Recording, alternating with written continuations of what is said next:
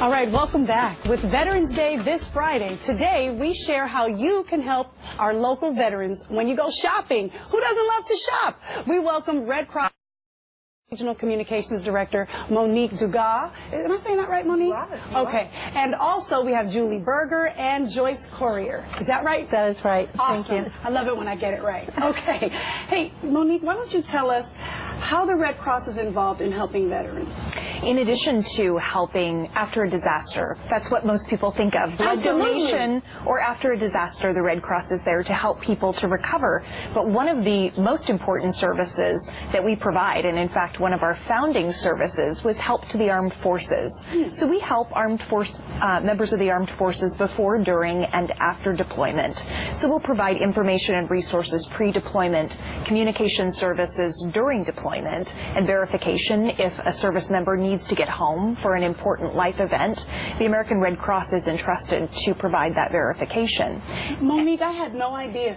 Most people say that they had no idea. And then, of course, after a service member has served, when they come back, if they're in a veterans home, we will provide supplies to veterans homes, and also volunteers will come in, sometimes with service animals, to greet veterans and give some interaction. I had no clue. I'm so glad that you're sharing this and shedding light on the whole program. Because again, like you said, most people think about blood draws. I mean, that's what I thought. Right. And then I was excited, like, veterans, let's talk about this.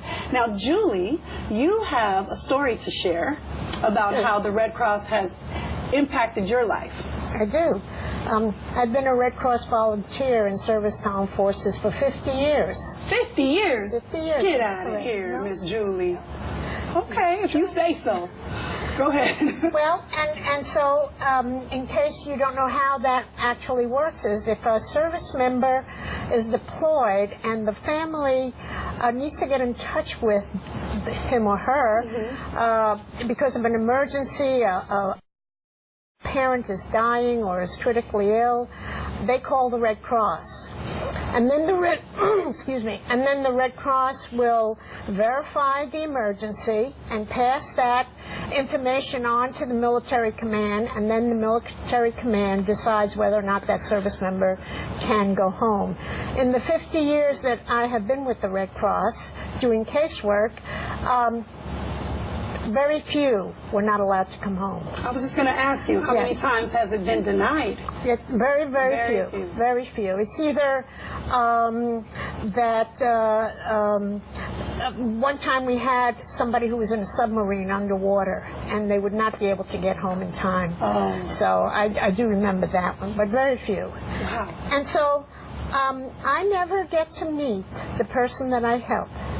Really? Really. All these 50 years. I've never met the person that I spoke to on the phone and helped them get their loved one home. And I happen to have attended a Red Cross event, and I sat down at a table, and somebody sat down next to me, and we just started to chat.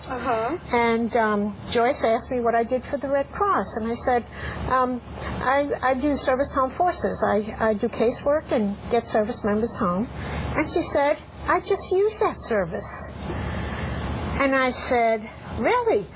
And she, she described, and I'll let her tell because it's a marvelous story. But mine, goes into the heart. I just want to tell you this, that, and I said to her, well, what was your son's name? And she told me, and I did the case. Get out of here. What's the likelihood? Joyce, finish off this. Tell us what happened. Well, my son was stationed in Japan, and we called the Red Cross because my husband was going to pass away. And the Red Cross, as soon as we got them in contact with his command, he was on the first plane back, and they took him to Seattle. I had my other son drive up to Seattle to get him and drive him back to Vancouver. And we told my husband to hold on, he's coming, and Mike will be here. And Mike got there 5 hours before my husband passed, before his dad passed. Wow. And all of this because of the services from the Red Cross. This is Right. amazing. I had no idea. I'm so glad that you came today to share your story. Thank you so very much. The Red Cross is looking for your help.